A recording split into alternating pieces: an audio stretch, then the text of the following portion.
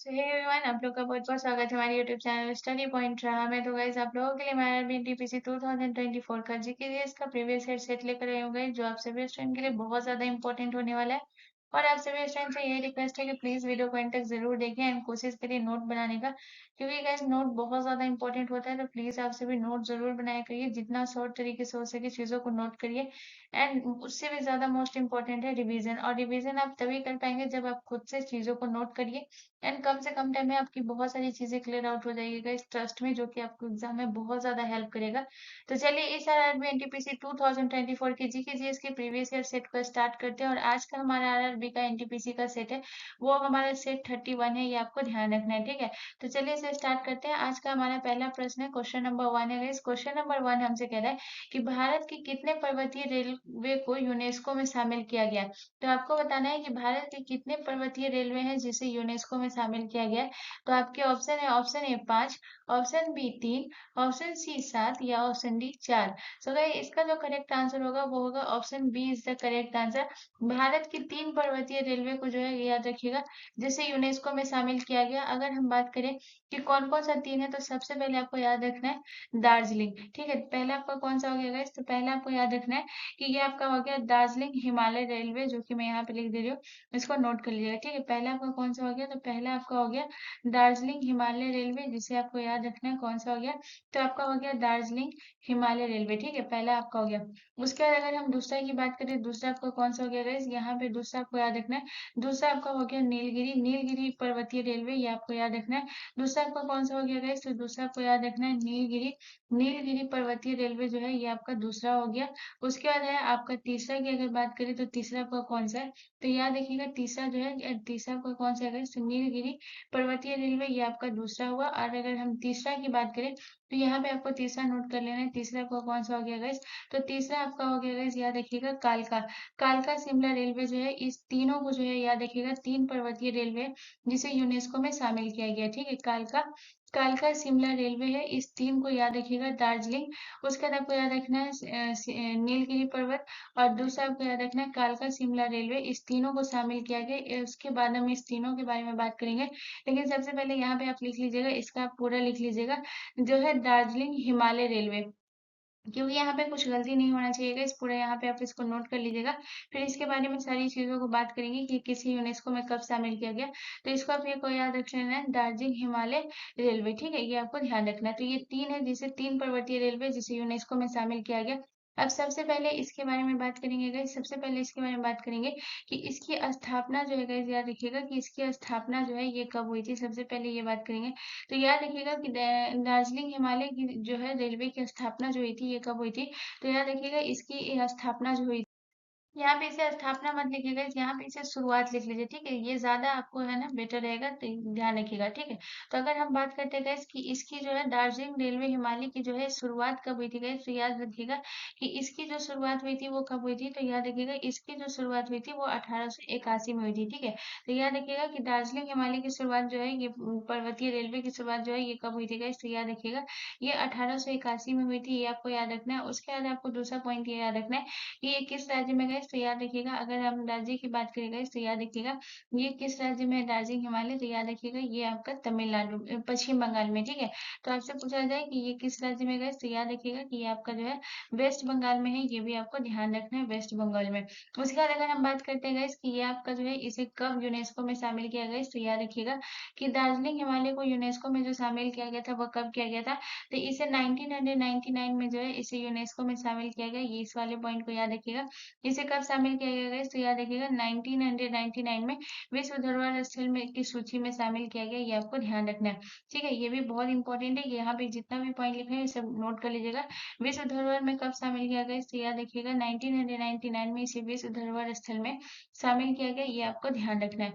उसके बाद आ जाइए, अब बात करते हैं हम सबसे इंपॉर्टेंट पॉइंट की बात करेंगे, नीलगिरी पर्वतीय रेलवे की, ठीक है। तो अगर हम बात करते हैं कि इसकी शुरुआत जो है ये कब हुई थी गाइस, तो ये आपको बताना है कि नीलगिरी की शुरुआत जो है कब हुई थी गाइस। तो याद रखिएगा कि नीलगिरी की जो शुरुआत हुई थी वो कब हुई थी, तो याद रखिएगा इसकी जो शुरुआत हुई थी नीलगिरी पर्वतीय रेलवे 1908 में जो है इसकी शुरुआत हुई थी, ये आपको याद रखना है। इसकी शुरुआत कब हुई थी गाइस? तो याद रखिएगा 1908 में इसकी शुरुआत हुई थी। अगर हम बात करें कि ये किस राज्य में, अगर राज्य की बात करें गाइस, तो याद रखिएगा ये जो है ये किस राज्य में गाइस? तो याद रखिएगा ये आपका जो है नीलगिरी जो है ये आपका तमिलनाडु में है। ये आपको ध्यान रखना है। नीलगिरी जो है ये आपका कहाँ है गाइस? तो याद रखिएगा ये तमिलनाडु में, ठीक है। अगर हम बात करते हैं कि इसे यूनेस्को में कब शामिल किया गया है गाइस, तो याद रखिएगा कि नीलगिरी पर्वतीय को यूनेस्को में जो शामिल किया गया था गाइस, इसको याद रखिएगा कब किया गया था। तो मैं यहाँ पे कालका शिमला रेलवे को जो है यहाँ से अभी क्या करती हूँ, साइड कर देती हूँ।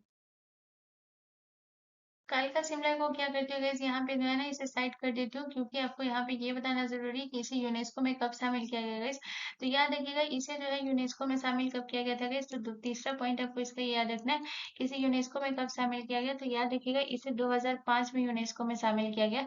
तो अगर हम बात करें कि इसे यूनेस्को में कब शामिल किया गया गाइस, तो याद रखिएगा 2005 में जो है इसे विश्व धरोहर स्थल के रूप में शामिल किया गया। याद रखिएगा विश्व धरोहर स्थल की सूची में शामिल किया गया। याद रखिएगा इसे कब शामिल किया गया, तो याद रखिएगा विश्व धरोहर स्थल के रूप में इसे कब शामिल किया गया। तो याद रखिएगा विश्व धरोहर में शामिल किया गया गाइस, याद रखिएगा 2005 में, ठीक है। उसके बाद आ जाते हैं गाइस आपका जो तीसरा पॉइंट मैं लिखाई थी, तीसरा आपका कौन सा था गाइस। तो तीसरा था आपका कौन सा था गाइस, याद रखिएगा तीसरा जो था ये आपका कालका कालका जो है कालका शिमला था। ये आपको ध्यान रखना है। तीसरा आपका कौन सा था गाइस, तो ये आपको याद रखना है कि तीसरा जो था ये आपका कालका शिमला रेलवे था। ये आपको ध्यान रखना है। तीसरा आपका कौन सा था गाइस, तो याद रखिएगा तीसरा जो था ये आपका कालका शिमला रेलवे था। ये आपको ध्यान रखना है, ठीक है। अगर हम इसकी बात करें इसे यूनेस्को में कब शामिल किया गया गाइस, तो याद रखिएगा कालका शिमला रेलवे को जो यूनेस्को में शामिल किया गया था, इसे कब किया गया। तो याद रखिएगा इसे शामिल किया गया था 2008 में, ठीक है। तो इसे आपको याद रखना है कि इसे यूनेस्को में कब शामिल किया गया। तो याद रखिएगा 2008 में जो है इसे विश्व धरोहर स्थल के रूप में शामिल किया गया। ये आपको याद रखना है। इसे कहाँ शामिल किया गया गाइस, याद रखिएगा 2008 में जो है इसे विश्व धरोहर स्थल के रूप में इसे शामिल किया गया। ये आपको ध्यान रखना है, ठीक है। अगर हम बात करते हैं गाइस कि कालका शिमला रेलवे की शुरुआत जो है ये जो है कालका शिमला रेलवे की शुरुआत जो है गाइस, ये आपको अगर हम बात करें कि इसकी शुरुआत कब हुई थी, अगर क्वेश्चन आपसे ये पूछे, तो ये आपको याद रखना है कि इसकी जो शुरुआत हुई थी, ये कालका की बात करते हैं, तो इसकी जो शुरुआत हुई थी ये कब हुई थी। तो ये आपको ध्यान रखना है कि इसकी शुरुआत जो है 1903 में जो है इसकी शुरुआत हुई थी। ये आपको ध्यान रखना है इसकी शुरुआत कब हुई थी गाइस। तो ये आपको ध्यान रखना है कि 1903 में जो है इसकी शुरुआत हुई थी। ये भी पॉइंट को आपको नोट कर लेना है, ठीक है। तो यहाँ पे जितना भी पॉइंट लिखे हो सबको नोट कर लीजिएगा। चलिए नेक्स्ट क्वेश्चन की तरफ।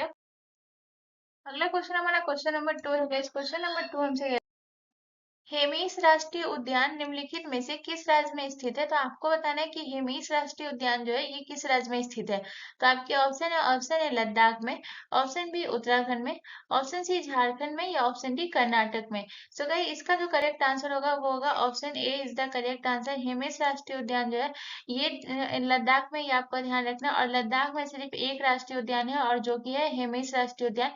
हेमीस राष्ट्रीय उद्यान से रिलेटेड आपको एक पॉइंट याद रखना है सबसे इंपॉर्टेंट, कि भारत का सबसे बड़ा राष्ट्रीय उद्यान कौन सा है गाइस। तो याद रखिएगा कि भारत का सबसे बड़ा राष्ट्रीय उद्यान कौन सा है। तो याद रखिएगा ये है हेमीस राष्ट्रीय उद्यान, ठीक है।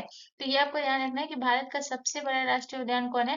तो याद रखिएगा भारत का सबसे बड़ा, बहुत इंपॉर्टेंट पॉइंट है, याद रखिएगा कि भारत का सबसे बड़ा राष्ट्रीय उद्यान कौन सा है। तो याद रखिएगा भारत का सबसे बड़ा राष्ट्रीय उद्यान कौन सा है। तो हेमीस राष्ट्रीय उद्यान जो है ये भारत का सबसे बड़ा राष्ट्रीय उद्यान है। ये आपको ध्यान रखना है, बहुत इंपॉर्टेंट पॉइंट है, इसको नोट करिएगा गाइस। अगर हम बात करते हैं कि हेमीस राष्ट्रीय उद्यान जो है ये सबसे ज्यादा किसके लिए प्रसिद्ध है गाइस, तो ये आपको ध्यान रखना है कि हेमीस राष्ट्रीय उद्यान जो है ये सबसे ज्यादा किसके लिए प्रसिद्ध है। तो याद रखिएगा कि हेमीस राष्ट्रीय उद्यान हिम तेंदुआ के लिए सबसे ज्यादा प्रसिद्ध है। ये आपको ध्यान रखना है, हिम तेंदुआ के लिए जो है ये आपको याद रखना है, हिम तेंदुए के लिए जो है ये हिम तेंदुए के लिए प्रसिद्ध है। ये आपको ध्यान रखना है। हेमीस राष्ट्रीय उद्यान किसके लिए प्रसिद्ध है गाइस, तो याद रखिएगा हेमीस तेंदुए के लिए ये सबसे ज्यादा प्रसिद्ध है। ये आपको ध्यान रखना है।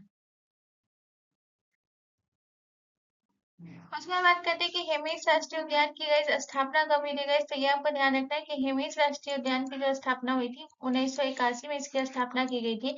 ये आपको ध्यान रखना है कि इसकी स्थापना कब हुई थी गाइस। तो याद रखिएगा 1981 में इसकी स्थापना हुई थी। ये आपको ध्यान रखना है, ठीक है।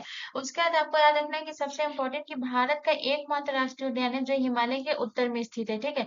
तो अगर आपसे क्वेश्चन पूछा जाएगा यहाँ पे याद रखिएगा कि हिमालय के उत्तर में कौन सा राष्ट्रीय उद्यान स्थित है गाइस। तो याद रखिएगा भारत का एकमात्र राष्ट्रीय उद्यान है ये आपको याद रखना है। भारत का एकमात्र राष्ट्रीय उद्यान जो कि जो कि गाइस याद रखिएगा कि ये हिमालय के उत्तर में स्थित है। तो भारत का एकमात्र राष्ट्रीय उद्यान, इस पॉइंट को नोट करिएगा गाइस, याद रखिएगा, क्वेश्चन पूछ सकता है गाइस, बहुत इंपॉर्टेंट पॉइंट लिखा रही है, तो ये सारी चीजों को नोट करते हुए चलिएगा। तो भारत का एकमात्र राष्ट्रीय उद्यान है जो कि हिमालय के कहाँ स्थित है गाइस, याद रखिएगा, भारत का एकमात्र राष्ट्रीय उद्यान जो कि हिमालय के उत्तर में स्थित है, ये आपको ध्यान रखना है। ये आपको ध्यान रखना है कहाँ स्थित है गाइस, तो याद रखिएगा ये हिमालय के उत्तर में स्थित है। ये आपको नोट कर लेना है, ठीक है। ये एकमात्र हिमालय के कहाँ स्थित है गाइस, ध्यान रखिए, एकमात्र राष्ट्रीय उद्यान हिमालय के उत्तर में स्थित है, ये आपको ध्यान रखना है, बहुत इंपॉर्टेंट है, इस पॉइंट को नोट कर लीजिएगा। उसके बाद अगर हम बात करते हैं गाइस, ये पॉइंट लिखने के बाद आपको याद रखना है सबसे इंपॉर्टेंट, हेमिस नेशनल पार्क से आपको सिर्फ इतना ही पॉइंट याद रखना है, जो कि बहुत ज्यादा इंपॉर्टेंट है, याद रखिएगा। अगर हम बात करते हैं गाइस, यहाँ पे सबसे इंपॉर्टेंट कि आपका झारखंड में आपका कौन सा राष्ट्रीय उद्यान है गाइस, तो याद रखिएगा, झारखंड में आपका बेतला नेशनल पार्क, झारखंड में भी सिर्फ एक राष्ट्रीय उद्यान है, याद रखिएगा। ये आपको याद रखना है कि बेतला नेशनल पार्क जो है ये कहाँ है गाइस, तो याद रखिएगा, बेतला नेशनल पार्क जो है ये आपका कहाँ है, तो याद रखिएगा, बेतला नेशनल नेशनल पार्क कहाँ है गाइस, तो याद रखिएगा, बेतला नेशनल पार्क जो है ये आपका झारखंड में है। और अगर बात करें इसकी स्थापना कब हुई थी गाइस, तो याद रखिएगा इसकी स्थापना हुई थी 1986 में, इसकी स्थापना हुई थी। अगर हम बात करें इसकी स्थापना के बारे में कि इसकी स्थापना जो है, बेतला नेशनल पार्क की स्थापना कब हुई थी गाइस, तो याद रखिएगा इसकी स्थापना हुई थी, कब हुई थी, 1986 में इसकी स्थापना हुई थी, ये आपको ध्यान रखना है। अब बात करते हैं कर्नाटक में हमारा कौन सा राष्ट्रीय उद्यान है गाइस, तो याद रखिएगा बांदीपुर। ऐसे कर्नाटक में बहुत सारे राष्ट्रीय उद्यान है, जो कि आपको याद रखना है कि बांदीपुर राष्ट्रीय उद्यान कहाँ है गाइस, तो याद रखिएगा बांदीपुर राष्ट्रीय उद्यान जो है ये कहाँ है, तो याद रखिएगा बांदीपुर राष्ट्रीय उद्यान ये कर्नाटक में, ये आपको ध्यान रखना है। बांदीपुर राष्ट्रीय उद्यान कहाँ है गाइस, तो याद रखिएगा बांदीपुर राष्ट्रीय उद्यान जो है ये आपका कर्नाटक में। अगर हम बात करें कि इस उद्यान की स्थापना जो है ये कब हुई थी गाइस, तो याद रखिएगा इसकी स्थापना हुई थी 1974 में, ठीक है। तो अगर हम इसकी स्थापना की बात करें तो इसकी स्थापना जो है ये कब हुई थी गाइस, तो याद रखिएगा इसकी जो स्थापना हुई थी कब हुई थी, तो इसकी जो स्थापना हुई थी वो 1974 में। ये सारा पॉइंट बहुत इंपॉर्टेंट है, याद रख लीजिएगा कि इसकी स्थापना कब हुई थी गाइस, तो याद रखिएगा इसकी स्थापना हुई थी 1974 में, ये आपको ध्यान रखना है। उत्तराखंड में जो आपका सबसे प्रसिद्ध है जिम कार्बोनेट, जो कि आपका सबसे प्राचीन है, ये आपको ध्यान रखना है, ये कहाँ हुआ था गाइस, तो याद रखिएगा ये आपके उत्तराखंड में जिम कार्बोनेट। चलिए नेक्स्ट क्वेश्चन की तरफ। अगला क्वेश्चन हमारा क्वेश्चन नंबर 3 है गाइस। क्वेश्चन नंबर 3 कह रहा है कि मलयालम को शास्त्रीय भाषा के रूप में मान्यता कब दी गई। तो आपको बताना है कि मलयालम को शास्त्रीय भाषा के रूप में मान्यता कब दी गई। तो आपके ऑप्शन है 2013 में, ऑप्शन बी 2008 में, ऑप्शन सी 2004 में, या ऑप्शन डी 2014 में। तो अगर हम शास्त्रीय भाषा की अगर हम करें गाइस, तो यह भी अगर हम बात करते हैं कि वर्तमान में शास्त्रीय भाषा कितनी है गाइस, तो ये आपको ध्यान रखना है कि वर्तमान में शास्त्रीय भाषा जो है ये कितनी है गाइस, तो ये आपको ध्यान रखना है वर्तमान में शास्त्रीय भाषा जो है ये 6 है, लेकिन इसमें जो है 5 और जोड़ा जाएगा गाइस, जिसमें 5 और कौन कौन जोड़ा जाएगा ये हम बाद में बात करेंगे, लेकिन पहले वर्तमान में 6 की बात करते गाइस। तो ये याद रखिएगा आपका 6 शास्त्रीय भाषा कौन कौन सी है, तो यहाँ पे मैं लिखाती हूँ, इसको आपको नोट कर लेना है। तो सबसे पहले आपको याद रखना है तमिल। तमिल जो है ये आपका एक शास्त्रीय भाषा है, तो ये आपको ध्यान रख लेना है, तमिल हो गया। उसके बाद आपका कौन सा भाषा हो गया गाइस, तमिल हो गया। उसके बाद आपको याद रखना है कन्नड़। कन्नड़ भी आपका एक शास्त्रीय भाषा है, ये आपको ध्यान रखना है। उसके बाद आपका हो गया कन्नड़ के बाद आपका हो गया तेलुगु। तेलुगु भी आपका जो है शास्त्रीय भाषा है, ये आपको ध्यान रखना है। तेलुगु भी आपका शास्त्रीय भाषा हो गया, ये हो गया तेलुगु। उसके बाद आपको याद रखना और कौन सा हो गया गाइस, तेलुगु के बाद आपको याद रखना है उड़िया। उड़िया जो है ये भी आपका शास्त्रीय भाषा है, तो ये आपको याद रखना है, ये हो गया उड़िया। उड़िया के बाद आपको क्या याद रखना है गाइस, उड़िया के बाद आपको याद रखना है संस्कृत। संस्कृत भी जो है गाइस ये आपका कौन सा भाषा हो गया गाइस, ये आपका जो है सांस्कृतिक भाषा हो गया, ये शास्त्रीय भाषा हो गया, ये आपको ध्यान रखना है। तो अगर हम यहाँ पे देखें तो कितना हो गया गाइस, तमिल आपका 1 हो गया, कन्नड़ आपका 2 हो गया, तेलुगु आपका 3 हो गया, उसके बाद उड़िया आपका 4 हो गया, और संस्कृत आपका 5 हो गया। उसके बाद आपको याद रखना है गाइस छठा जो है यहाँ पे मैंने पूछा ही है कि मलयालम को शास्त्रीय भाषा के रूप में कब मान्यता प्राप्त हुई। तो छठा आपका कौन सा भाषा हो गया गाइस, छठा आपका जो हो गया, छठा आपका कौन सा हो गया, छठा हो गया आपका मलयालम, ठीक है। तो ये 6 भाषा हो गई, याद रखिएगा मलयालम, ये 6 भाषा को जो है सांस्कृतिक भाषा शास्त्रीय भाषा के रूप में जो है मान्यता प्राप्त है, ये आपको ध्यान रखना है, ठीक है। 5 नहीं और है, जिसमें से आपको याद रखना है मराठी, पाली, प्राकृत, असमिया और बंगाली, जिसे जो है ये आपको याद रखना है कि मान्यता प्राप्त होने वाला है 2024 में ही होगा, तो ये आपको ध्यान रखना है, ठीक है। उसके बाद अगर हम बात करते हैं, ये 5 का भी नाम लिख लीजिएगा। तो अगर इस 5 की बात करें तो इस 5 में कौन कौन सा है आपका, तो गाइस आपको याद रखना है इस 5 में जो शामिल होने वाला है लेटेस्ट में, ये आपको याद रखना है मराठी हो गया, उसके बाद आपका कौन सा हो गया गाइस, उसके बाद जो है दूसरा आपको याद रखना है, दूसरा आपका कौन सा हो गया, मराठी हो गया। उसके बाद आपका दूसरा हो गया पाली हो गया, जिसे सांस्कृतिक भाषा में इस शास्त्रीय भाषा के रूप में मान्यता प्राप्त है। तीसरा आपका कौन सा हो गया गाइस, तीसरा आपको याद रखना है, तीसरा आपका कौन सा हो गया, प्राकृत हो गया। तीसरा आपका कौन सा भाषा हो गया गाइस, तीसरा आपका प्राकृत हो गया। और अगर चौथे की बात करें, चौथा आपका कौन सा हो गया गाइस, चौथा आपको याद रखना है, चौथा कौन सा हो गया, बंगाली हो गया। और पांचवा आपका कौन सा हो गया गाइस, पांचवा आपका हो गया असमिया। ठीक है, चौथा आपका कौन सा हुआ, बंगाली। और पांचवा आपका कौन सा हुआ, पांचवा हो गया आपका असमिया। ये पांच भाषा को जल्द ही इसमें शामिल होने वाला है, 2024 में ही होगा गाइस, ये आपको ध्यान रखना है, ये आपको ध्यान रखना है। अब बात करते हैं कि तमिल को या फिर कन्नड़, तेलुगु, उड़िया, संस्कृत, मलयालम है, इसे कब शामिल किया गया गाइस, तो ये आपको याद रखना है। इसे कब शामिल किया गया, तो याद रखिएगा तमिल को इसे कब शामिल किया गया गाइस, शास्त्रीय भाषा में कब इसे मान्यता प्राप्त हुआ, ये आपको ध्यान रखना है। तो इसे शास्त्रीय भाषा के रूप में मान्यता प्राप्त हुआ तमिल को, ये आपको याद रखना है। कब हुआ था गाइस, तो याद रखिएगा, ये जो हुआ था ये हुआ था 2004 में। ठीक है, तमिल को कब हुआ था गाइस, तो ये आपको ध्यान रखना है, 2004 में हुआ था। कन्नड़ को जो है ये कैसे कब शास्त्रीय भाषा के रूप में मान्यता प्राप्त हुआ गाइस, तो ये आपको याद रखना है। कन्नड़ को हुआ था 2008 में, ये आपको ध्यान रखना है। कन्नड़ को कब हुआ था, 2008 में। उसके बाद अगर हम तेलुगु की बात करें, तेलुगु को कब शामिल किया गया था गाइस, इसे शास्त्रीय भाषा के रूप में दर्जा मिला था गाइस, तो इसे मिला था 2008 में। ये भी आपको ध्यान रखना है, तेलुगु को कब मिला था, 2008 में। उसके बाद जो है आपका उड़िया, उड़िया को कब हुआ था गाइस, तो याद रखिएगा, उड़िया को जो हुआ था वो 2014 में हुआ था, ये आपको ध्यान रखना है। उड़िया को कब हुआ था, 2014 में। उसके बाद अगर आपका संस्कृत है गाइस, संस्कृत को कब हुआ था गाइस, तो याद रखिएगा, संस्कृत को हुआ था 2005 में। और आपका मलयालम, मलयालम कब हुआ था गाइस, तो याद रखिएगा, मलयालम जो हुआ था ये आपको ध्यान रखना है, ये कब हुआ था, तो मलयालम हुआ था 2013 में। ठीक है, तो आपसे पूछा गया था क्वेश्चन, क्या पूछा गया कि मलयालम को शास्त्रीय भाषा के रूप में मान्यता कब प्राप्त हुआ, तो इसका करेक्ट आंसर हो जाएगा ऑप्शन ए। इसे कब हुआ था गाइस, तो याद रखिएगा 2013 में इसमें जो है मलयालम को शास्त्रीय भाषा के रूप में मान्यता प्राप्त हुआ। और इस पांच भाषा को कब हुआ है गाइस, तो याद रखिएगा 2024 में हुआ है। ठीक है, और ये 6 और 5 आपका कितना हो जाएगा शास्त्रीय भाषा, तो याद रखिएगा 11। ठीक है, चलिए नेक्स्ट क्वेश्चन की तरफ। अगला क्वेश्चन हमारा क्वेश्चन नंबर 4 है गाइस। क्वेश्चन नंबर 4 कह रहा है कि माता टीला परियोजना किस नदी पर स्थित है। तो आपको बताना है कि माता टीला परियोजना जो है ये किस नदी पर स्थित है। तो आपके ऑप्शन है, ऑप्शन ए बेतवा नदी पर, ऑप्शन बी झेलम नदी पर, ऑप्शन सी रावी नदी पर, या ऑप्शन डी ताप्ती नदी पर। सो गाइस इसका जो करेक्ट आंसर होगा वो होगा option A is the correct answer. Mata Tila परियोजना जो है ये किस नदी पर बनाया गया है, तो याद रखिएगा ये बेतवा नदी पर बनाया गया। अगर हम बात करते हैं माता टीला परियोजना की, इसका जो है निर्माण कब हुआ था गाइस, तो याद रखिएगा इसे कब बनाया गया था, तो इसे 1958 में बनाया गया था, ये आपको ध्यान रखना है। माता टीला को कब बनाया गया था गाइस, तो ये आपको ध्यान रखना है कि 1958 में इसे बनाया गया है, ये आपको ध्यान रखना है। उसके बाद अगर बात करें कि इसे किस नदी पर बनाया गया है गाइस, तो याद रखिएगा बेतवा नदी पर बनाया गया। उसके बाद अगर हम बात करते हैं सबसे इम्पोर्टेंट कि ये इसमें जो है मिट्टी का जो बांध है ये कितना मीटर ऊंचा है गाइस, तो याद रखिएगा माता टीला जो परियोजना है ये 35 मीटर ऊंचा है, ये आपको ध्यान रखना है। ये कितना मीटर ऊंचा है गाइस, तो ये आपको ध्यान रखना है, ये आपका जो है 35 मीटर ऊंचा बांध है, ये भी आपको ध्यान रखना है। अगर हम बात करते हैं गाइस कि ये आपका किस राज्य में है गाइस, तो ये आपको ध्यान रखना है कि ये आपका उत्तर प्रदेश में। ठीक है, ये आपको ध्यान रखना है कि ये जो है माता टीला बांध जो है ये किस राज्य में स्थित है गाइस, तो ये आपको ध्यान रखना है कि माता टीला बांध जो है ये आपके उत्तर प्रदेश में स्थित है। ठीक है, यहाँ पे आप सही से इसको लिख लीजिएगा। यहाँ पे अगर हम बात करते हैं एक एक पॉइंट इसका जो है ये सारे माता टीला के बारे में बता रही हूँ, तो ये आपको याद रखना है कि सबसे पहले इसे 1958 में बनाया गया। दूसरा पॉइंट आपको ये याद रखना है कि इसका 35 मीटर ऊंचा बांध है। तीसरा पॉइंट आपको याद रखना है कि ये किस राज्य में गए, तो ये आपको ध्यान रखना है कि ये उत्तर प्रदेश में है, ये आपको ध्यान रखना है। ये किस राज्य में गए, तो ये आपको ध्यान रखना है कि ये उत्तर प्रदेश में। और अगर आपसे जिला पूछे तो याद रखिएगा किस जिले में, तो उत्तर प्रदेश के ललितपुर जिले में स्थित है, ये आपको ध्यान रखना है।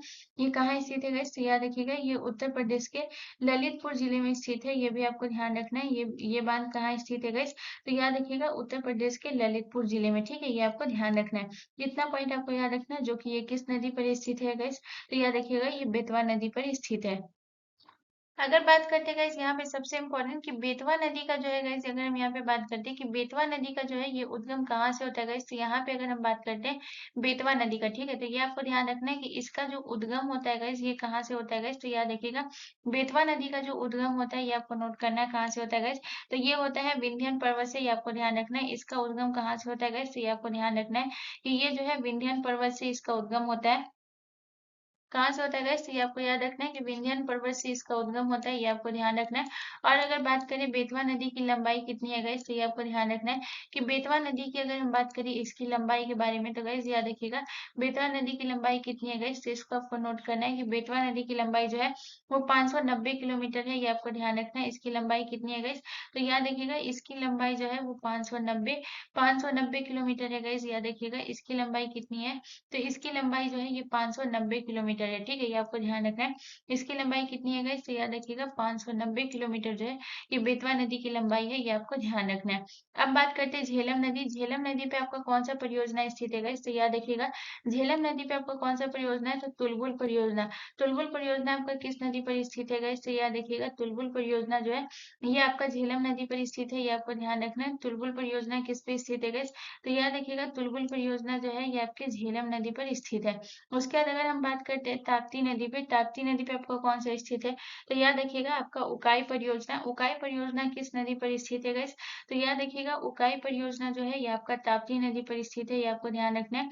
उकाई परियोजना किस नदी पर स्थित है गाइस? तो याद रखिएगा उकाई परियोजना जो है ये आपके ताप्ती नदी पर स्थित है, ये आपको ध्यान रखना है। अगर हम बात करें रावी नदी पे आपका कौन सा परियोजना स्थित है गाइस? तो याद रखिएगा रंजीत सागर बांध जो है ये आपका किस पे स्थित है गाइस? तो ये आपको याद रखना है कि रंजीत सागर बांध जो है ये आपका रावी नदी पर स्थित है, ये आपको याद रखना है। रंजीत सागर बांध जो है ये कहाँ पर स्थित है? तो याद रखिएगा रंजीत सागर बांध जो है ये आपका रावी नदी पर स्थित है, ये आपको ध्यान रखना है, ठीक है। चलिए नेक्स्ट क्वेश्चन की तरफ। अगला क्वेश्चन हमारा क्वेश्चन नंबर 5 है गाइस। क्वेश्चन नंबर 5 कह रहा है कि प्रायद्वीपीय भारत की सबसे लंबी नदी निम्नलिखित में से कौन है? तो आपको बताना है कि प्रायद्वीपीय भारत की सबसे लंबी नदी कौन है। तो आपके ऑप्शन है गोदावरी नदी, ऑप्शन बी पेरियार नदी, ऑप्शन सी कृष्णा नदी या ऑप्शन डी साबरमती नदी। तो गाइस इसका जो करेक्ट आंसर होगा ये ऑप्शन ए जो है ये करेक्ट आंसर हो जाएगा।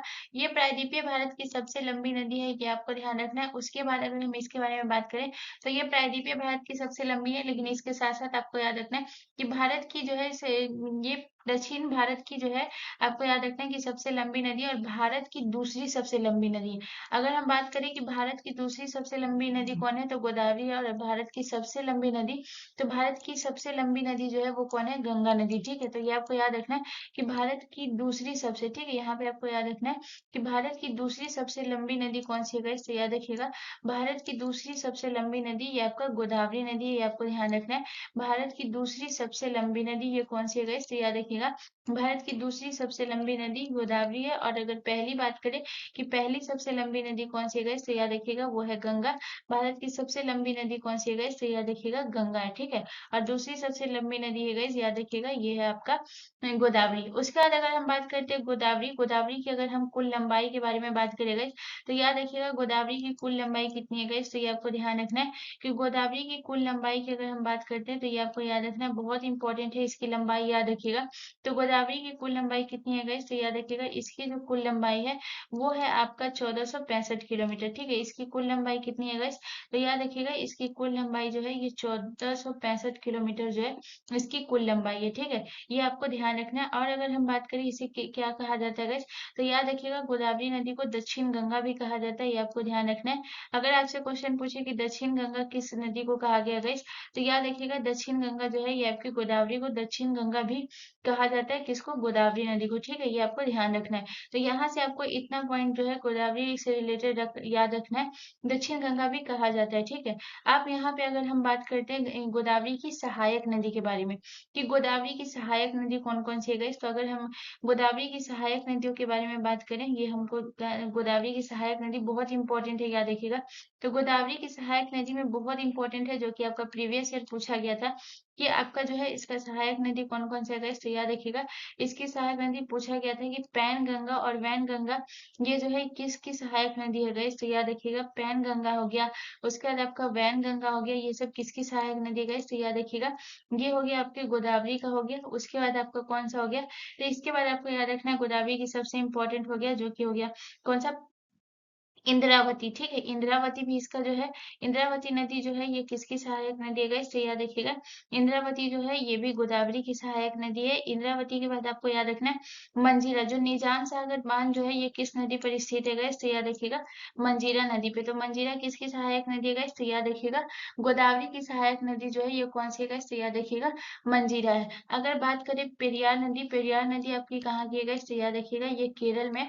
केरल की जीवन रेखा के रूप में किस नदी को जाना जाता है गाइस, तो याद रखिएगा केरल की जीवन रेखा के रूप में पेरियार नदी को जाना जाता है। बहुत इंपॉर्टेंट है, याद रखिएगा केरल की जीवन रेखा के रूप में किस नदी को जाना जाता है गाइस, तो याद रखिएगा केरल की जीवन रेखा के रूप में पेरियार नदी को जाना जाता है। अगर हम बात करते हैं साबरमती की गाइस, तो साबरमती से आपको क्या याद रखना है, ये जो है आपको याद रखना है कि इस नदी में अक्सर जल का अभाव रहता है। तो साबरमती में याद रखना है कि इसमें क्या रहता है गाइस, तो याद रखिएगा जल का अभाव न है हमेशा रहता है इसमें, ठीक है। तो ये आपको ध्यान रखना है साबरमती में जल का अभाव होता है। और इसका उद्गम कहाँ से होता है गाइस, तो याद रखिएगा अरावली श्रेणी से, ठीक है। चलिए नेक्स्ट क्वेश्चन की तरफ। अगला क्वेश्चन हमारा क्वेश्चन नंबर 6 है गाइस। क्वेश्चन नंबर 6 हमसे कह रहा है कि निम्नलिखित में से हिमालय का सबसे प्राचीनतम भाग है, तो आपको बताना है हिमालय का सबसे प्राचीनतम भाग कौन सा है। तो आपके ऑप्शन है, ऑप्शन ए बृहद हिमालय, ऑप्शन बी मध्य Himalaya, option C trans Himalaya या ऑप्शन डी शिवालिक। तो गाइस इसका जो करेक्ट आंसर होगा वो होगा option C is the correct answer. Himalaya का सबसे प्राचीनतम भाग कौन सा है, ट्रांस हिमालय है। और सबसे अगर नवीनतम भाग की बात करेगा तो याद रखिएगा सबसे नवीनतम भाग जो है ये आपका कौन सा है, तो ये है आपका शिवालिक, ठीक है। ये आपका नवीनतम भाग है। और सबसे प्राचीनतम भाग कौन सा है, तो याद रखिएगा ये है आपका ट्रांस हिमालय, जो कि एक प्राचीनतम भाग है, ठीक है। ये आपको ध्यान रखना है। अगर हम बात करते हैं सबसे इंपॉर्टेंट कि हिमालय जो है ये किस पर्वत श्रृंखला में आता है, तो याद रखिएगा हिमालय जो है, याद रखिएगा हिमालय क्या है, तो हिमालय जो है याद रखिएगा यह एक वलित पर्वत है। ये आपको ध्यान रखना है। हिमालय क्या है गाइस, तो ये आपको याद रखना है। ये आपका प्रीवियस ईयर प्रश्न था कि हिमालय किस पर्वत श्रृंखला में आता है गाइस, तो याद रखिएगा हिमालय एक वलित पर्वत है। ये आपको ध्यान रखना है। सबसे इंपॉर्टेंट पॉइंट है आपको ये याद रखना है, क्योंकि आपका प्रीवियस था इसीलिए मैं आपको बता दी हूँ। तो यह आपको स्टार देके यहाँ पे इसको इंपॉर्टेंट करना है कि यह एक वलित पर्वत है। हम बात करते गए सबसे इम्पोर्टेंट कि ट्रांस हिमालय की कितनी श्रेणियां गए, तो ये आपको याद रखना है कि ट्रांस हिमालय की 3 श्रेणियां, ठीक है। ये आपको ध्यान रखना है कि ट्रांस हिमालय की कितनी श्रेणियां गए, तो ये आपको ध्यान रखना है कि ट्रांस हिमालय की 3 श्रेणियां। अगर हम बात करें कि ट्रांस हिमालय की 3 श्रेणियां कौन कौन सी गए, तो याद रखना है पहला आपको याद रखना है कौन कौन सी श्रेणियां, तो सबसे पहले आपको याद रखना है काराकोरम पर्वत श्रेणी। पहला आपका कौन सा है, तो ये आपको याद रखना है कि काराकोरम पर्वत श्रेणी हो गया, जो कि ट्रांस हिमालय की पर्वत श्रेणी है। तो पहला आपका कौन सा हो गया गाइस, तो ये आपको याद रखना है काराकोरम पर्वत श्रेणी है। पहला आपका हो गया कौन सा पर्वत श्रेणी है गाइस, तो ये आपको याद रखना है काराकोरम पर्वत श्रेणी है, जो कि ट्रांस हिमालय की पर्वत श्रेणियों में से एक है। उसके बाद दूसरा आपको याद रखना है, दूसरा कौन सी पर्वत श्रेणी है गाइस, तो दूसरा आपको याद रखना है लद्दाख पर्वत श्रेणी। लद्दाख पर्वत श्रेणी जो है ये किसका ये श्रेणी है गाइस, तो याद रखिएगा ये ट्रांस हिमालय की पर्वत श्रेणी है। लद्दाख पर्वत हो गया। तीसरा आपका कौन सा हो गया गाइस, तीसरा आपको याद रखना है कौन सा हो गया, तो तीसरा आपका हो गया गाइस जास्कर पर्वत श्रेणी। तीसरा आपका कौन सा हो गया गाइस, तो तीसरा आपको याद रखना है तीसरा आपका हो गया जास्कर पर्वत। ये 3 पर्वत श्रेणियां जो है गाइस याद रखिएगा ये ट्रांस हिमालय की पर्वत श्रेणियां हैं। ये आपको याद रखना है। तो ये आपको याद रखना है ये ट्रांस हिमालय का जो है सबसे पहले आप याद रखिएगा कि ये हिमालय से पहले भी ये बना हुआ था। तो गाइस याद रखिएगा सबसे प्राचीनतम भाग कौन सा है, तो याद रखिएगा ट्रांस हिमालय। ट्रांस हिमालय को कौन सा हिमालय कहा जाता है गाइस, तो इससे आपको याद रखना है कि ट्रांस हिमालय को पार हिमालय भी कहा जाता है। ये बहुत इंपॉर्टेंट है, याद रखिएगा ट्रांस हिमालय को कौन सा हिमालय कहा जाता है गाइस, तो याद रखिएगा ट्रांस हिमालय को जो है पार हिमालय भी कहा जाता है। ये आपको ध्यान रखना है। ट्रांस हिमालय को कौन सा हिमालय कहा जाता है गाइस, तो याद रखिएगा ट्रांस हिमालय को पार हिमालय भी कहा जाता है। ये भी आपको ध्यान रखना है, ठीक है। यहाँ से जो है इतना पॉइंट आपको याद रखना है। चलिए नेक्स्ट क्वेश्चन की तरफ। अगला क्वेश्चन हमारा क्वेश्चन नंबर 7 है गाइस। क्वेश्चन नंबर 7 कह रहा है कि निम्नलिखित में से कौन सा प्रोटीन पाचक एंजाइम है। तो आपको बताना है कि कौन सा प्रोटीन पाचक एंजाइम है गाइस। तो आपके ऑप्शन है lipase, option B amylase, option C pepsin या ऑप्शन डी रेनिन। तो गाइस इसका जो करेक्ट आंसर होगा वो होगा option C is the correct answer. तो याद रखिएगा प्रोटीन पाचक एंजाइम के लिए कौन सा है, तो याद रखिएगा कि प्रोटीन पाचक एंजाइम के लिए जो है ये आपका पेप्सिन है, यानी कि प्रोटीन को पचाने में कौन मदद करता है गाइस? तो याद रखिएगा प्रोटीन को पचाने में जो है ये कौन मदद करता है? तो याद रखिएगा प्रोटीन को पचाने में ये कौन मदद करता है गाइस? तो याद रखिएगा पेप्सिन जो है ये प्रोटीन को पचाने का कार्य करता है, ये आपको ध्यान रखना है। पेप्सिन जो है ये क्या करता है गाइस? याद रखिएगा प्रोटीन को पचाने का कार्य जो है ये कौन करता है गाइस? याद रखिएगा ये करता है आपका पेप्सिन। उसके बाद अगर हम बात करते हैं लाइपेज की गाइस, तो याद रखिएगा वसा को पचाने में कौन कार्य करता है गाइस? तो याद रखिएगा वसा को पचाने में जो कार्य करता है वो लाइपेज करता है, ये आपको ध्यान रखना है। वसा को पचाने में कौन कार्य करता है गाइस? तो याद रखिएगा कि वसा को पचाने का कार्य जो है ये क्या, वसा को पचाने का कार्य कौन करता है गाइस? तो याद रखिएगा वसा को पचाने का जो कार्य करता है, यहाँ पे आप सही से लिख लीजिएगा। वसा को पचाने का कार्य कौन करता है गाइस? तो याद रखिएगा वसा को पचाने का जो कार्य करता है वो कौन करता है? लाइपेज जो है ये वसा को पचाने का कार्य करता है, ये आपको ध्यान रखना है। और ये कहाँ से स्रावित होता है? तो ये अग्नाशय से स्रावित होता है, ये आपको ध्यान रखना है। तो वसा को पचाने का कार्य जो है ये लाइपेज करता है। अगर हम बात करते हैं एमाइलेज की गाइस, तो याद रखिएगा एमाइलेज जो है ये क्या करता है? तो ये जो है ये कार्बोहाइड्रेट को पचाने में कौन मदद करता है गाइस? तो याद रखिएगा कार्बोहाइड्रेट को पचाने में जो है ये कौन मदद करता है गाइस? तो याद रखिएगा कार्बोहाइड्रेट को पचाने में ये कौन मदद करता है? तो याद रखिएगा कार्बोहाइड्रेट को पचाने में ये करता है कौन गाइस? याद रखिएगा कार्बोहाइड्रेट को पचाने में कौन मदद करता है? तो कार्बोहाइड्रेट को पचाने में मदद करता है, ये करता है आपको याद रखिएगा कि एमाइलेज, ठीक है, बहुत इंपॉर्टेंट है, याद रखिएगा ये कार्बोहाइड्रेट को पचाने में मदद करता है, ये भी आपको ध्यान रखना है। ये बहुत ज्यादा इंपॉर्टेंट है, याद रखिएगा कार्बोहाइड्रेट को पचाने में मदद कौन करता है? तो याद रखिएगा कार्बोहाइड्रेट को पचाने का कार्य कौन करता है? तो याद रखिएगा एमाइलेज जो है ये कार्बोहाइड्रेट को पचाने में मदद करता है। उसके बाद अगर हम बात करते हैं सबसे इम्पोर्टेंट रेनिन, रेनिन जो है ये बच्चों में पाया जाता है, जो कि दूध को पचाने का कार्य करता है गाइस। तो ये आपको ध्यान रखना है, ये किसमें पाया जाता है गाइस? तो याद रखिएगा ये बच्चों में पाया जाता है, याद रखिएगा ये किसमें पाया जाता है? बच्चों में पाया जाता है गाइस, याद रखिएगा जो कि दूध को पचाया जाता है, तो बच्चों में पाया जाता है, ये आपको ध्यान रखना है, ठीक है, सबसे इम्पोर्टेंट है ये भी। उसके बाद अगर हम बात करते हैं गाइस और कौन-कौन सा एंजाइम है जो प्रोटीन को पचाने का कार्य करता है, तो यहाँ पे आपको याद रख लेना है, पेप्सिन तो है ही, उसके बाद आपको याद रखना है 2 और है जो कि आपको याद रखना है।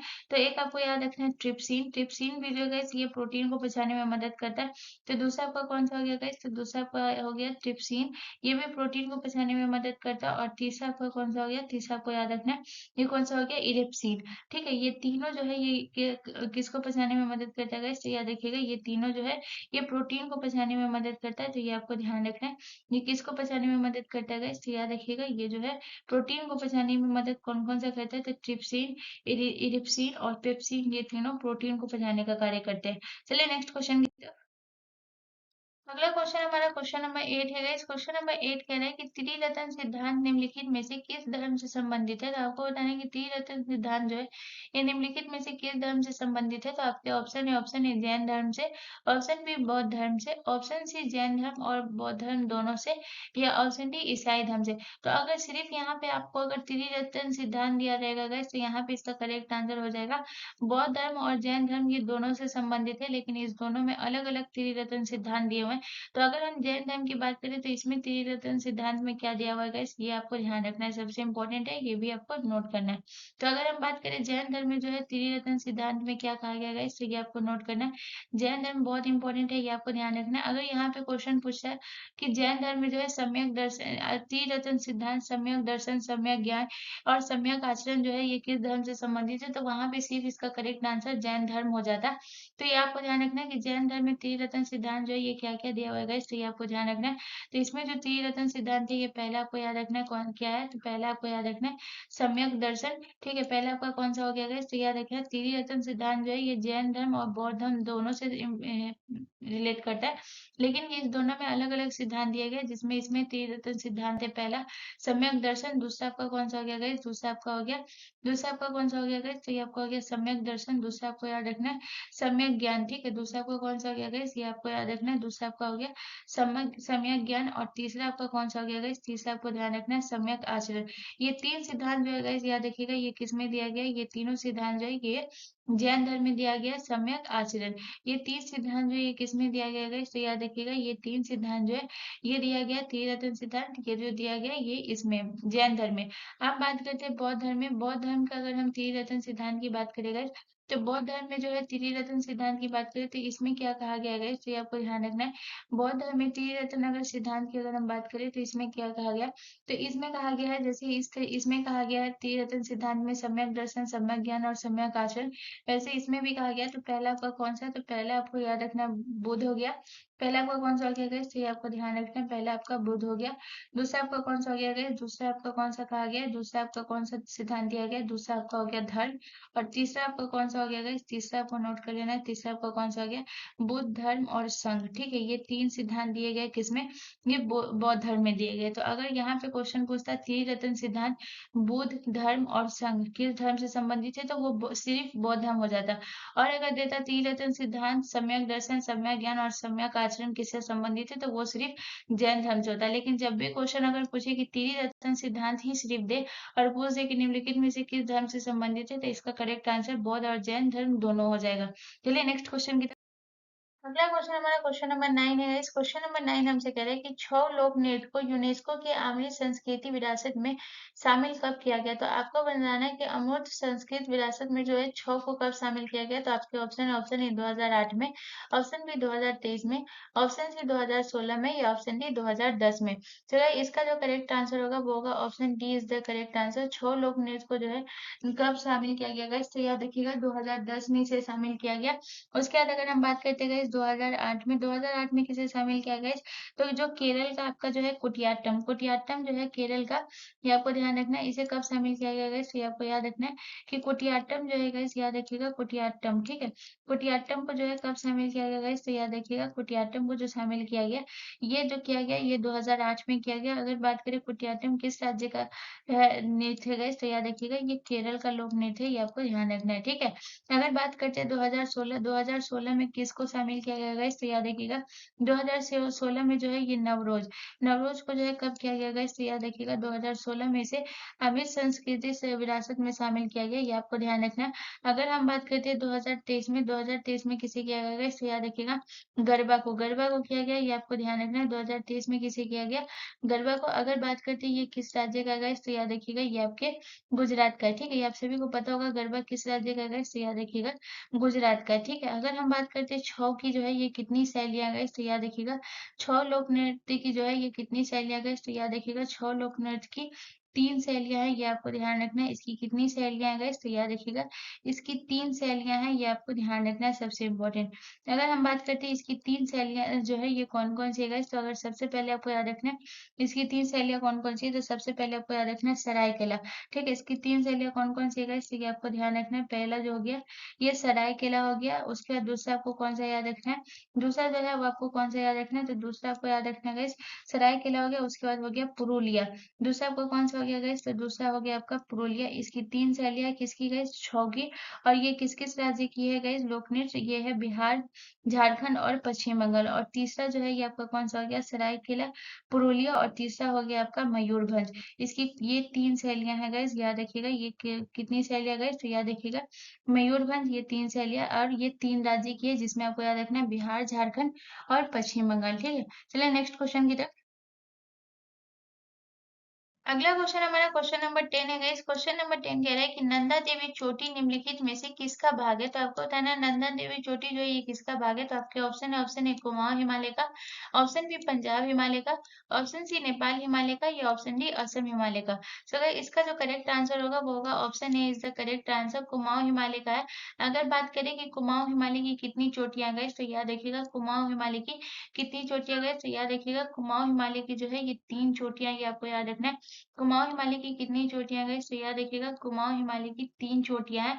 अगर हम बात करें कि कुमाऊं हिमालय की 3 चोटियां जो है ये कौन कौन सी 3 चोटियां हैं, ये आपको ध्यान रखना है। अगर बात करें इसकी 3 चोटियां कौन कौन सी गई, तो ये आपको पहला याद रखना है। पहला कौन सी चोटियां गई, तो पहला आपको याद रखना है नंदा देवी चोटी, ये आपको याद रखना है। पहला कौन सी चोटी हो गया गई, तो पहला आपको याद रखना है नंदा देवी चोटी हो गया।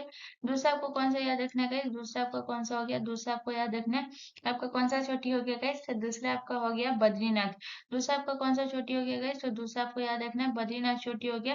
दूसरा आपका कौन सा हो गया गाइस? तो दूसरा आपको याद रखना है बद्रीनाथ हो गया। 3 चोटी आपको याद रखना है जो कि कुमाऊं हिमालय की चोटी है, ठीक है। तो दूसरा आपका कौन सा हो गया? तो दूसरा आपको याद रखना है बद्रीनाथ हो गया। और तीसरा जो है ये आपका कौन सा हो गया गाइस? तीसरा जो हो गया ये आपका केदारनाथ हो गया, ठीक है। ये आपको ध्यान रखना है। तीसरा आपका कौन सा हो गया गाइस? तो तीसरा आपका जो हो गया ये आपका केदारनाथ हो गया। अगर हम बात करें कि कुमाऊं हिमालय का जो है विस्तार कहाँ तक है गाइस, तो याद रखिएगा कुमाऊं हिमालय का विस्तार काली से जो है ये सतलज से काली नदी तक इसका विस्तार है, ये आपको याद रखना है। कुमाऊं हिमालय का विस्तार कहाँ तक है गाइस, तो ये आपको याद रखना है। ये आपको क्या याद रखना है गाइस, तो इसका जो विस्तार है ये आपको ध्यान रखना है सतलज नदी से लेकर, इसका विस्तार कहाँ है गाइस, तो ये आपको याद रखना है सतलज नदी से लेकर कहाँ तक है गाइस, तो याद रखिएगा सतलज नदी से काली नदी तक इसका विस्तार है कुमाऊं हिमालय का। सतलज से काली नदी तक इसका विस्तार है, ये आपको ध्यान रखना है। ये बहुत ज्यादा इंपॉर्टेंट है, ये पूछता है तो ये आपको ध्यान रखना है। सतलज से काली नदी तक जो है इसका विस्तार है, ये आपको ध्यान रखना है, ठीक है। इसका विस्तार है कहाँ तक गाइस, तो याद रखिएगा सतलज से काली नदी तक जो है इसका विस्तार है। सबसे इंपॉर्टेंट पॉइंट आपको ये याद रखना है। उसके बाद अगर हम बात करते हैं कुमाऊं हिमालय की गाइस, ये जितना भी पॉइंट है ये सारी कुमाऊं हिमालय से रिलेटेड है, तो याद रखिएगा। अब बात करते हैं इसकी जो है लंबाई कितनी है गाइस, तो याद रखिएगा कुमाऊं हिमालय की जो लंबाई है, इसकी लंबाई जो है कितनी है गाइस, तो याद रखिएगा इसकी जो लंबाई है वो कितनी है, तो ये आपको ध्यान रखना है। कुमाऊं हिमालय की जो लंबाई है वो 320 किलोमीटर है, ये आपको ध्यान रखना है। इसकी लंबाई कितनी है गाइस, तो ये आपको ध्यान रखना है कि 320 किलोमीटर जो है ये किसकी लंबाई है गाइस, तो याद रखिएगा 320 किलोमीटर जो है ये कुमाऊं हिमालय की लंबाई है, ये आपको ध्यान रखना है, ठीक है। चलिए नेक्स्ट क्वेश्चन की तरफ। अगला क्वेश्चन हमारा क्वेश्चन नंबर 11 है गाइस। क्वेश्चन नंबर 11 हमसे कह रहा है कि निम्नलिखित में से आईने अकबरी पुस्तक किसने लिखी है। तो आपको बताना है कि आईने अकबरी पुस्तक जो है ये किसने लिखी है। तो आपके ऑप्शन है, ऑप्शन ए अब्दुल हमीद लाहौरी ने, ऑप्शन बी जियाउद्दीन बर्नी ने, ऑप्शन सी गुलबदन बेगम ने, या ऑप्शन डी अबू फजल ने। तो इसका जो करेक्ट आंसर होगा वो होगा option D is the correct answer. Abul Fazal के द्वारा कौन सी पुस्तक लिखी गई थी गाइस, तो याद रखिएगा आईने अकबरी जो है ये अबू फजल के द्वारा लिखा गया था। ये आपको ध्यान रखना है किसके द्वारा लिखा गया था, तो याद रखिएगा ये अबुल फजल के द्वारा लिखा गया था, ठीक है। उसके बाद जो है इन्होंने आईने अकबरी भी लिखा था। उसके बाद आपको याद रखना और कौन सी पुस्तक लिखी थी, तो याद रखिएगा अबू फजल के द्वारा जो है अकबरनामा भी लिखा गया था। तो इनके द्वारा और कौन सी पुस्तक लिखी गई थी गाइस, तो याद रखिएगा इनके द्वारा जो है अकबरनामा भी ये पुस्तक लिखा गया था। ये आपको ध्यान रखना है अकबरनामा जो ये किसने लिखा था, तो ये अबू फजल ने लिखा था और ये अकबर के 9 रत्नों में से एक थे। तो यहाँ पे आपको याद रखना है गाइस कि अबू फजल जो है ये आपको याद रखना है अबू फजल अकबर के 9 रत्नों में से एक थे, ये भी आपको ध्यान रखना है। ये भी बहुत इंपॉर्टेंट पॉइंट है, याद रखिएगा अबू फजल अकबर के 9 रत्नों में से एक थे, ये आपको ध्यान रखना है, बहुत इंपॉर्टेंट है, याद रखिएगा, ठीक है। अकबर के 9 रत्न थे, ये आप सभी को पता ही होगा गाइस। तो ये आप बताइए, इसमें आपको ध्यान रखना है कि अबू फजल के जो है 9 रत्नों में से एक कौन थे गाइस, तो याद रखिएगा अबू फजल, ठीक है। 9 रत्नों में से एक थे जो कौन थे गाइस, तो याद रखिएगा ये है अबू फजल, ठीक है। इन्होंने कौन सा पुस्तक लिखा था, अकबरनामा भी लिखा था, ये आपको ध्यान रखना है। उसके बाद बात करते हैं कि इन्होंने ये आईने अकबरी जो है ये कौन सी भाषा में लिखी थी गाइस, तो याद रखिएगा इन्होंने फारसी भाषा में लिखी थी। तो ये आपको ध्यान रखना है कि कौन सी भाषा में लिखी थी गाइस, तो याद रखिएगा इन्होंने जो लिखी थी ये कौन सी भाषा में लिखी थी गाइस, तो याद रखिएगा इन्होंने जो ये पुस्तक लिखी थी कौन सी भाषा में, तो याद रखिएगा इन्होंने ये पुस्तक लिखी थी फारसी भाषा में लिखी थी। ये आपको ध्यान रखना है किसमें लिखी थी गाइस, तो याद रखिएगा फारसी भाषा में लिखी गई थी ये पुस्तक, ये आपको ध्यान रखना है। उसके बाद अगर हम बात करें अब्दुल हमीद लाहौरी, अब्दुल हमीद लाहौरी ने कौन सी पुस्तक लिखी थी गाइस, तो याद रखिएगा बादशाह नामक पुस्तक के लेखक कौन है गाइस, तो याद रखिएगा बादशाह नामक पुस्तक के जो लेखक है गाइस, याद रखिएगा ये कौन है, तो ये आपको याद रखना है अब्दुल हामिद लाहौरी जो है ये बादशाह नामक पुस्तक के लेखक है। गुलबदन बेगम जो है ये कौन से पुस्तक के लेखक है गाइस, तो याद रखिएगा हुमायूं, हुमायूं नामक पुस्तक के लेखक कौन है गाइस, तो याद रखिएगा हुमायूं नामक पुस्तक के लेखक जो है ये जो है याद रखिएगा ये कौन है, गुलबदन बेगम। और जियाउद्दीन बर्नी ने कौन सी पुस्तक लिखी थी गाइस, तो याद रखिएगा इन्होंने जो लिखा था वो तारीख फिरोजशाही, ठीक है। जियाउद्दीन बर्नी के द्वारा कौन सी पुस्तक लिखी गई थी गाइस, तो याद रखिएगा इसके द्वारा जो पुस्तक लिखी गई थी वो लिखा गया था तारीख। तारीखें जो है ये आपको याद रखना है, इसके द्वारा कौन सी पुस्तक लिखा गया था गाइस, तो याद रखिएगा इसके द्वारा जो लिखा गया था वो तारीख फिरोजशाही पुस्तक के लेखक कौन है गाइस, तो याद रखिएगा तारीख फिरोजशाही पुस्तक के जो लेखक है वो कौन है, तो तारीख फिरोजशाही पुस्तक के जो लेखक है वो कौन है, तो याद रखिएगा तारीख फिरोजशाही जियाउद्दीन बर्नी, ठीक है। ये आपको ध्यान रखना है कि ये इसके जो है कौन है गाइस, तो याद रखना है तारीख फिरोजशाही पुस्तक के जो लेखक है ये जियाउद्दीन बर्नी है। चलिए नेक्स्ट क्वेश्चन की तरफ। अगला क्वेश्चन हमारा क्वेश्चन नंबर 12 है गाइस। क्वेश्चन नंबर 12 कह रहा है कि निम्न में से किस जानवर को भारत के राष्ट्रीय प्रतीक में जगह नहीं मिली है। तो आपको बताना है कि कौन सा जानवर है जिसे भारत के राष्ट्रीय प्रतीक में अभी तक जगह नहीं मिली है। तो आपके ऑप्शन है, ऑप्शन ए सी, option B bull, option C घोड़ा या ऑप्शन डी ऊंट। तो गाइस इसका जो करेक्ट आंसर होगा वो होगा option D is the correct answer. Bharat के राष्ट्रीय प्रतीक में जिसको भी जगह नहीं मिली है ये है ऊंट। गाइस ये आपको ध्यान रखना है। तो गाइस आपको याद रखना है कि सारनाथ के जो है ये अबेकस है, ठीक है, ये आपको ध्यान रखना है। अबेकस पे कितने है गाइस ये आपको ध्यान रखना है। तो यहाँ पे अगर आप देखेंगे तो चारनाथ सारनाथ के जो है अबेकस पे क्या है गाइस, तो यहाँ पे 4 छोटे जानवर है, ये आपको ध्यान रखना है। तो यहाँ पे इस पॉइंट आपको ये नोट कर लेना है कि सारनाथ के अबेकस पे कितने जानवर है गाइस, तो ये आपको याद रखना है कि सारनाथ के अबेकस पे जो है कितने छोटे जानवर है। तो याद रखना है कि सारनाथ के अबेकस पे जो है ये कितने जानवर है गाइस, तो याद रखिएगा सारनाथ के अबेकस पे 4 छोटे जानवर है, ये आपको ध्यान रखना है। 4 छोटे जानवर है, ये आपको ध्यान रखना है। अगर हम बात करें ये 4 छोटे जानवर कौन-कौन से हैं गाइस, तो याद रखिएगा 4 छोटे जानवर जो है ये कौन-कौन से हैं गाइस, तो ये आपका ध्यान रखना है। 4 छोटे जानवर में आपका कौन सा हो गया, तो सबसे पहले आपको याद रखना है जो कि हो गया आपका कौन सा हो गया गाइस, तो याद रखिएगा आपका हो गया जो है शेर, ठीक है। तो ये आपको याद रखना है। पहला कौन सा हो गया गाइस, तो पहला आ गया शेर। शेर जो है गाइस याद रखिएगा ये कहाँ पे है, तो गाइस याद रखिएगा ये है आपका जो गाइस याद रखिएगा कहाँ है, तो ये उत्तर में कौन सा आएगा तो याद रखिएगा उत्तर में जो है ये शेर है, ये आपको ध्यान रखना है। दूसरे नंबर पे अगर बात करें दूसरे नंबर पे कौन सा जानवर है तो याद रखिएगा दूसरे नंबर पे आपको याद रखना है ये है आपका जो है हाथी। दूसरे नंबर पे आपका कौन सा है तो ये आपका हो गया हाथी। अगर हम बात करें हाथी जो है ये किस दिशा में है तो याद रखिएगा हाथी जो है ये किस दिशा में है, तो गैस याद रखिएगा पूर्व। हाथी जो है ये किस दिशा में है तो याद रखिएगा पूर्व में कौन सा है, तो याद रखिएगा हाथी है। अगर हम तीसरे नंबर की बात करें तीसरा में कौन सा है तो याद रखिएगा तीसरा में जो है ये आपका कौन सा हो गया गाइस, तो तीसरा में आपका जो हो गया वो हो गया आपका घोड़ा, ठीक है। तीसरा में आपका कौन सा हो गया गाइस, तीसरा में हो गया आपका घोड़ा। अगर हम घोड़ा की बात करें ये किस साइड है गाइस, तो याद रखिएगा घोड़ा जो है ये आपका किस साइड है, दक्षिण में, ठीक है। तो अगर हम बात करें कि घोड़ा किस साइड है गाइस, तो याद रखिएगा दक्षिण में क्या है गाइस, तो याद रखिएगा दक्षिण में जो है ये आपका घोड़ा है, ठीक है, ये आपको ध्यान रखना है।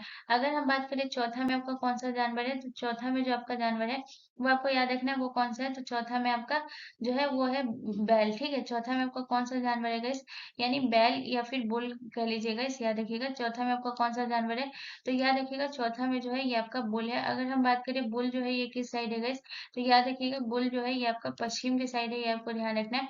बुल जो है ये किस साइड है गाइस, तो ये आपको ध्यान रखना है बुल आपका पश्चिम के साइड है। तो ये 4 जानवर है सारनाथ के अबेकस पे कितने छोटे जानवर है, 4 है। शेर, हाथी, घोड़ा और बुल। और ये शेर उत्तर में, हाथी पूर्व में, घोड़ा दक्षिण में और बुल जो है ये आपका पश्चिम में, आपको ध्यान रखना है। चलिए नेक्स्ट क्वेश्चन की तरफ। अगला क्वेश्चन हमारा क्वेश्चन नंबर 13 है गाइस। क्वेश्चन नंबर 13 कह रहा है कि निम्नलिखित में से राष्ट्रीय ग्रामीण विकास संस्थान कहाँ स्थित है।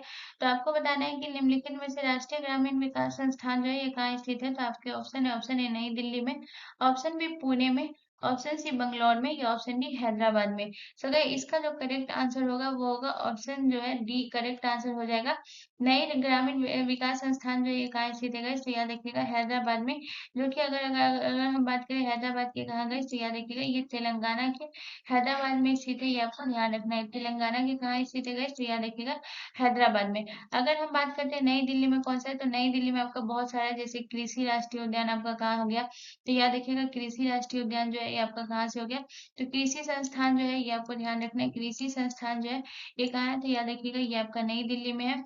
उसके बाद अगर हम दूसरा बात करें, दूसरा आपका कौन सा आ गया गाइस, संगीत नाटक अकादमी, ये आपका कहाँ है गाइस, याद रखिएगा संगीत नाटक अकादमी संस्थान जो है ये कहाँ है, तो याद रखिएगा संगीत नाटक अकादमी संस्थान जो है ये कहाँ है, तो याद रखिएगा संगीत नाटक अकादमी जो है ये कहाँ है, तो याद रखिएगा ये नई दिल्ली में है संगीत नाटक अकादमी।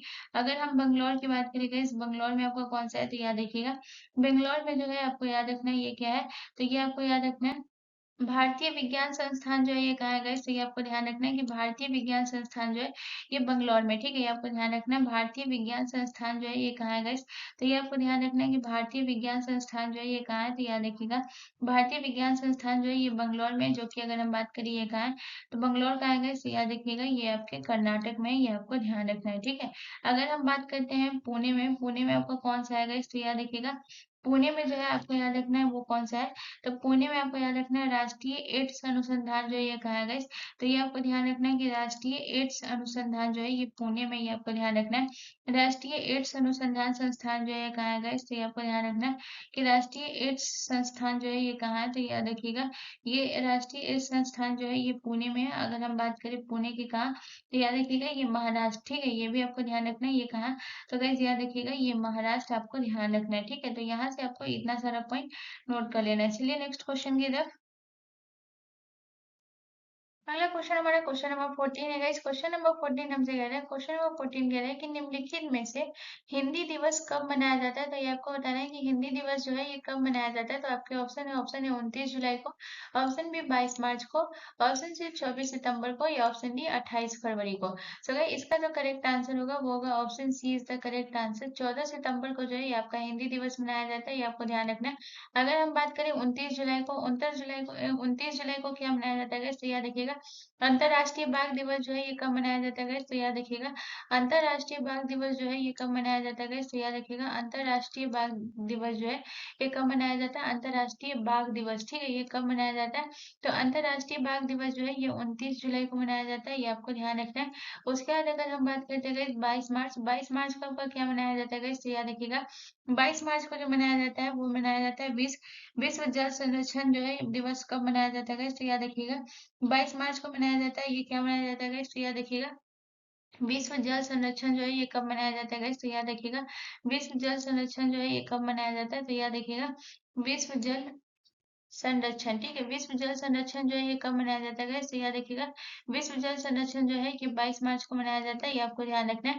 अगर बात करते हैं 28 फरवरी को, 28 फरवरी को क्या मनाया जाता है गाइस, तो याद रखिएगा 28 फरवरी को जो मनाया जाता है ये राष्ट्रीय विज्ञान दिवस, राष्ट्रीय विज्ञान दिवस जो है ये कब मनाया जाता है गाइस, तो याद रखिएगा राष्ट्रीय विज्ञान दिवस जो है ये कब मनाया जाता है, तो याद रखिएगा राष्ट्रीय विज्ञान दिवस जो है ये 28 फरवरी को मनाया जाता है, ये आपको ध्यान रखना है।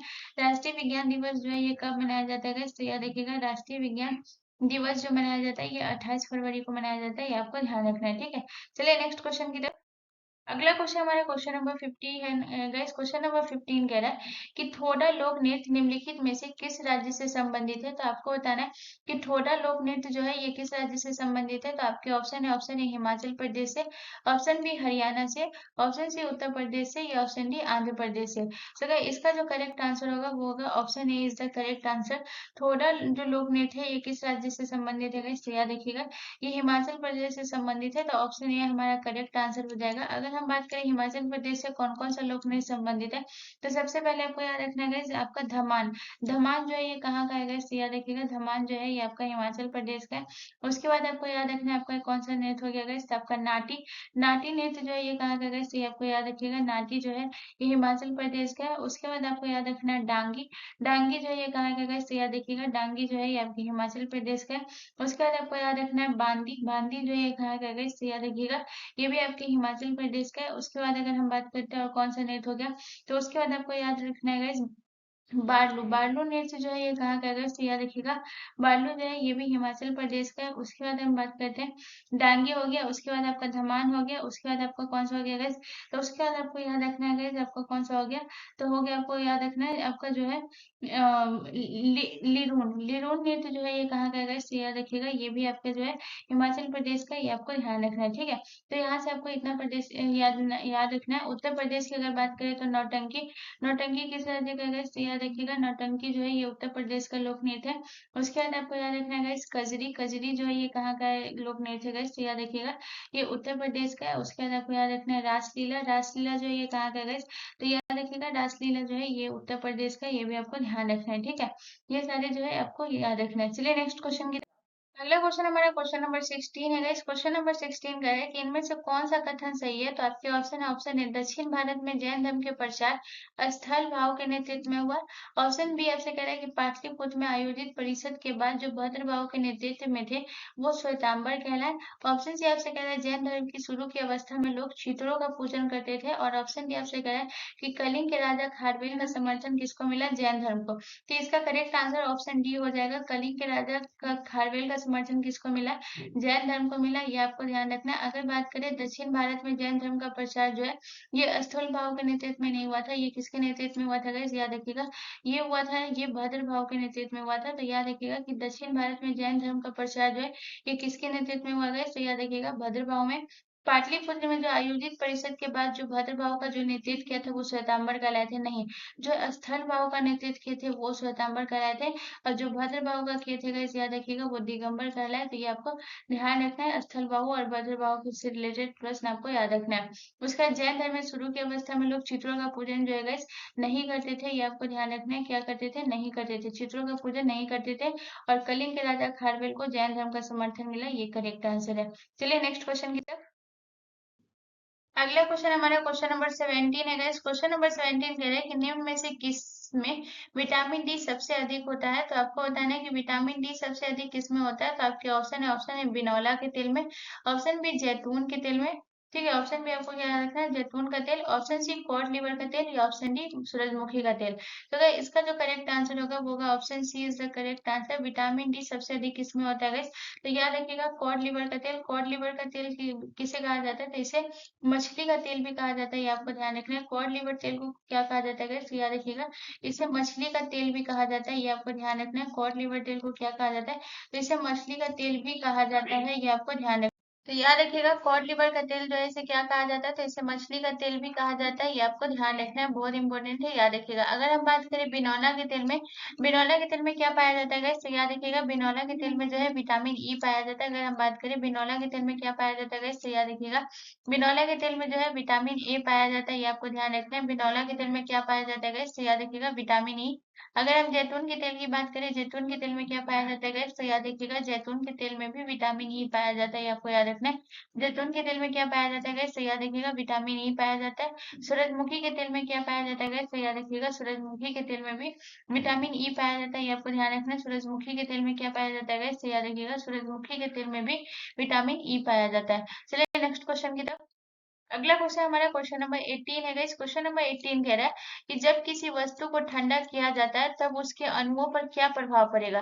तो आपको बताना है कि जब किसी वस्तु को अगर हम ठंडा करते हैं तो उसके अणुओं पर, यानी कि उसके अणु पर क्या प्रभाव पड़ेगा, ये आपको बताना है। तो आपके ऑप्शन ए भार बढ़ जाता है, ऑप्शन बी आपसे कह रहा है द्रव्यमान बढ़ जाता है, ऑप्शन सी चाल घट जाती है, या ऑप्शन डी ऊर्जा बढ़ जाती है। तो गाइस इसका जो करेक्ट आंसर होगा वो होगा option C is the correct answer. जब किसी वस्तु को ठंडा किया जाता है तब उसके अणुओं पर क्या प्रभाव पड़ेगा गाइस? उसका जो है चाल घट जाता है, ये आपको ध्यान रखना है। ठीक है, चलिए नेक्स्ट क्वेश्चन की तरफ। अगला क्वेश्चन हमारा क्वेश्चन नंबर 19 है गाइस। क्वेश्चन नंबर 19 कह रहा है कि ब्रिटिश ईस्ट इंडिया कंपनी ने चाय के व्यापारिक एकाधिकार को खो दिया। बताइए, आपको बताना है कि किस एक्ट के तहत जो है ब्रिटिश ईस्ट इंडिया कंपनी ने जो है वो चाय के व्यापारिक एकाधिकार को खो दिया। तो आपके ऑप्शन है 1794 के चार्टर एक्ट द्वारा, ऑप्शन बी 1853 के चार्टर एक्ट के द्वारा, ऑप्शन सी 1833 के चार्टर एक्ट के द्वारा, या ऑप्शन डी 1813 के चार्टर एक्ट के द्वारा। तो गाइस इसका जो करेक्ट आंसर होगा वो होगा option C is the correct answer. 1833 के चार्टर एक्ट के द्वारा जो है गाइस याद रखिएगा ब्रिटिश ईस्ट इंडिया कंपनी ने चाय के व्यापारिक एकाधिकार को खो दिया था, ये आपको ध्यान रखना है 1833 के चार्टर एक्ट के द्वारा। ठीक है, चलिए नेक्स्ट क्वेश्चन की तरफ। अगला क्वेश्चन हमारा क्वेश्चन नंबर 20 है गाइस। क्वेश्चन नंबर 20 हमसे कह रहा है कि किस सभ्यता के लोगों ने सबसे पहले अपवाद तंत्र का निर्माण किया था? तो आपको बताना है कि कौन सा सभ्यता था जिसने सबसे पहले अपवाद तंत्र का उपयोग किया था, यानी कि निर्माण किया था। तो आपके ऑप्शन ए मेसोपोटामिया सभ्यता, ऑप्शन बी मायन सभ्यता, ऑप्शन सी सिंधु घाटी सभ्यता, या ऑप्शन डी इनमें से सभी। तो गाइस इसका जो करेक्ट आंसर होगा वो होगा option C is the correct answer. Sindhu घाटी की सभ्यता के लोगों ने सबसे पहले अपवाद तंत्र का निर्माण किया था, ये आपको ध्यान रखना है। अगर हम इसके बारे में बात करें गाइस तो सिंधु सभ्यता जो है ये कैसी सभ्यता थी गाइस? तो यहाँ पे आपको ध्यान रखना है कि सिंधु घाटी सभ्यता जो है गाइस याद रखिएगा एक नगरीय सभ्यता थी, ये आपको ध्यान रखना है कि सिंधु घाटी सभ्यता कैसी सभ्यता थी गाइस? तो याद रखिएगा कि यह एक नगरीय सभ्यता थी, ये आपको ध्यान रखना है। अगर बात करें कि सिंधु घाटी सभ्यता की सबसे जो विशेषता थी वो क्या थी, तो नगर नियोजन जो है इसकी सबसे प्रमुख विशेषता थी। अगर सिंधु घाटी सभ्यता की अगर हम विशेषता के बारे में बात करें कि इसकी विशेषता जो है ये क्या थी गाइस, तो याद रखिएगा इसकी विशेषता जो थी ये क्या था गाइस? तो सिंधु घाटी सभ्यता की जो विशेषता थी गाइस याद रखिएगा, तो पहले आपको याद रखना है नगर नियोजन। नगर नियोजन जो है इसकी प्रमुख विशेषता थी, आपको ध्यान रखना है नगर नियोजन। और क्या थी ये गाइस, तो ये आपको याद रखना है नगर नियोजन। उसके बाद आपको याद रखना है नगर नियोजन इसकी प्रमुख विशेषता थी, और जल निकास प्रणाली, ठीक है। नगर नियोजन और क्या था गाइस, तो याद रखिएगा, और जो था वो क्या था गाइस, तो याद रखिएगा जल जल निकास प्रणाली जो है गाइस, याद रखिएगा इसकी प्रमुख विशेषता थी सिंधु घाटी सभ्यता की। ये आपको ध्यान रखना है, जल निकासी प्रणाली, ठीक है, ये आपको ध्यान रखना है। जल निकास प्रणाली जो है इसकी प्रमुख विशेषता थी, ये आपको ध्यान रखना है। तो गाइस आपका आरआरबी एनटीपीसी 2024 का जो सेट है वो सेट हमारा कौन सा था आज का गाइस, तो मैं आपको बताई थी आज का हमारा सेट 31 है, जो कि समाप्त होता है। आप मुझे कमेंट करके जरूर बताइएगा अगर आपको कहीं पे भी कंफ्यूजन है। एंड प्लीज गाइस नोट बनाइए, रिवीजन करिए, और जितना ज्यादा मेहनत हो सके उतना ज्यादा मेहनत करिए। और इस बार 24 में जो आपका आरआरबी एनटीपीसी का एग्जाम होने वाला है उसका एग्जाम दीजिए और अपना अपना सिलेक्शन लीजिएगा। जितना ज्यादा आप मेहनत करेंगे, जितना ज्यादा आप नोट्स बनाएंगे, रिवीजन करेंगे, जितना ज्यादा आपकी चीजें क्लियर आउट रहेगी गाइस, आपके एग्जाम में सिलेक्शन के चांसेस उतना ही बन जाते हैं। इसलिए मैं सभी वीडियो में यही आप लोगों से रिक्वेस्ट करती हूँ कि प्लीज नोट जरूर बनाया करिए। एंड प्लीज गाइस चैनल को जरूर सब्सक्राइब कर लीजिएगा। मिलते हैं नेक्स्ट वीडियो में गाइस, धन्यवाद।